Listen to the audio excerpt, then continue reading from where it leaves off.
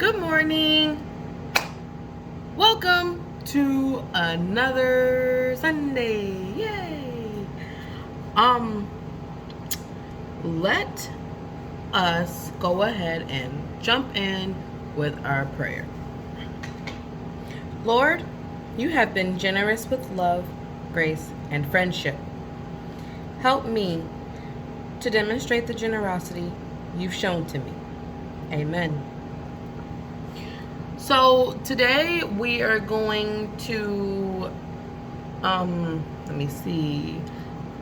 talk about, we're going to do our two books like we always do. In one book, it says Mission of Philippi. I think I said that right. And the other one is Lydia Invites Paul into Her Home. They are the exact same thing.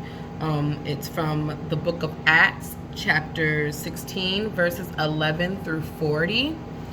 In here, it's just a little bit of a shorter verse, 11 through 15, but it all ties into the same thing.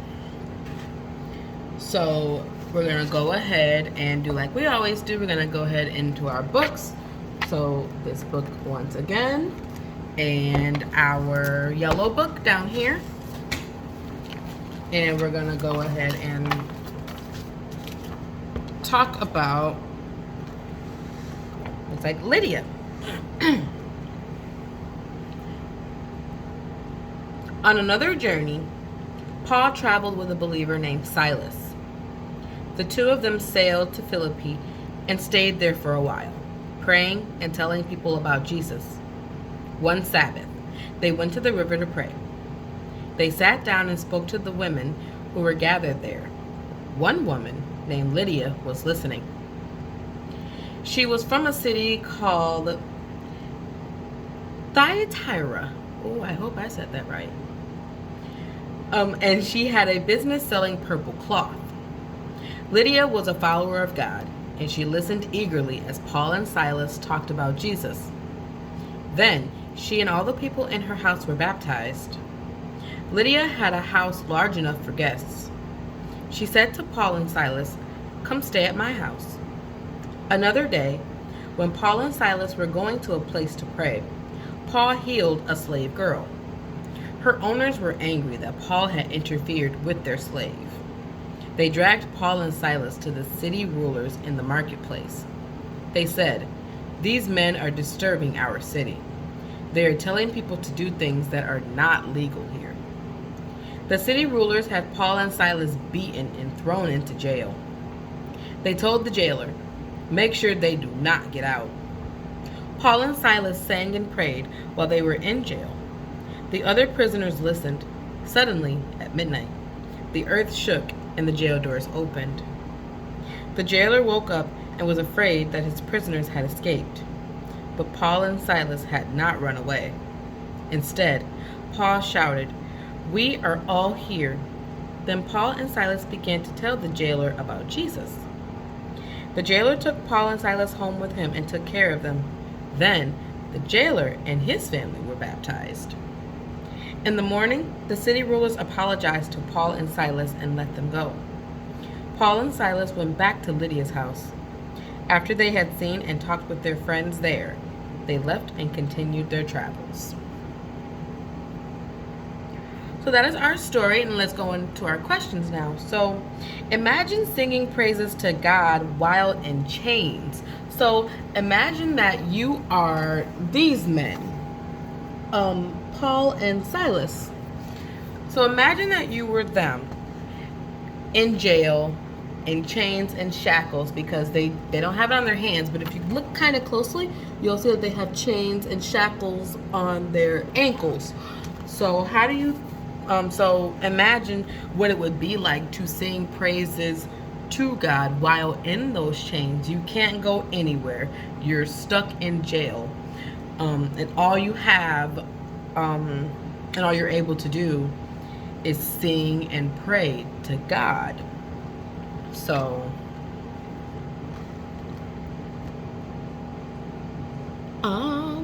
where was I at? Okay. So in the explore section that we have on here, it says, the story mentions that Lydia went to the river to pray. So can you think of other stories where people went somewhere special to pray? Where did Jesus pray, and where do you pray? So there are other stories in the Bible that tell you where people went to pray. Some people prayed in their home. Some people went, like Lydia, down to the river. Some people went into a building to pray.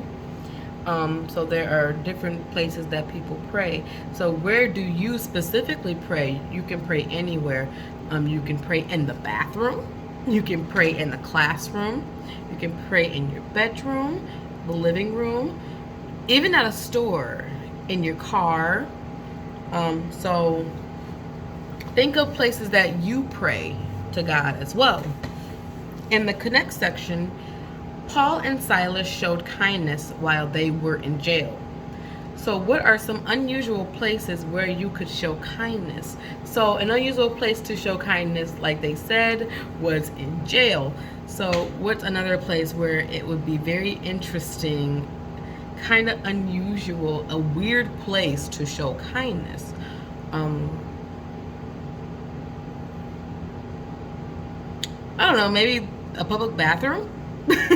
So say you're at a grocery store and you had to go to the bathroom and you're being kind in the bathroom. I guess that's an unusual place to show kindness, but honestly, I don't think any place is unusual to show kindness, because that is what God would want us to do. He would want us to be nice and kind to others, just as He is to us. So, in the story, it talked about Lydia and how, let me find it. So she had it says she had a house large enough for a guest, and she told Paul and Silas to come stay at my house.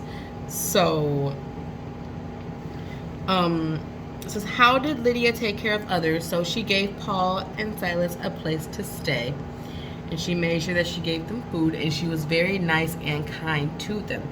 Even when they got out of jail, they went back to her house and she welcomed them back with open arms. So she took care of others by showing kindness, by showing good hospitality, letting them in, and feeding them and things like that. So how should we treat others when they visit us? So when you have a visitor, what are some things that you can do? How do you treat them when they do visit you? Make sure that you're nice to them, and you give them, like Lydia did, if they needed a place to stay, you give them food. But as you are younger now, a way that you can be nice to people that visit, you can share your toys, your electronic devices, since everyone has them now. So like, let's say you have a tablet that you want to share with them and show them what you've been watching or playing and things like that. If you have a snack that you have and your friend doesn't, you share your snack with them. So we always treat others nice and with kindness when they visit us, because they don't have to come visit us, but they do, because they're our friends. So, and that is what God does for us every day. He loves us and treats us with so much kindness and love, and cares for us and makes sure that we're breathing, that we're healthy, that we're well fed and things like that. So, if we kind of talk about Lydia a little bit, it says Lydia loved Jesus so much that she wanted to take care of Paul and Silas when they needed a place to stay. So we can take care of others just as she did. We do this and take care of each other because we love Jesus so much, and that is what Jesus and God would want us to do. So that is our story. Oh, I want to show you something else too. Right here, this is a little picture before we finish. Right here in the corner, if I can properly show that to you. Can you see it? I think you saw it. Okay, so that little picture right there, it shows both Silas and Paul, and it also shows Lydia. So that is showing Lydia welcoming them to her home. But that is the end of our story. So let's end with a prayer. Dear Jesus, We love you and thank you for being our friend. Help us to show your love to others by taking care of them like you do. In your name, amen. That's all that I have for you today. So I want you all to have a great week. Enjoy the heat that's coming. Please stay safe. Make sure you wear your masks, you wash your hands, and be safe. Bye.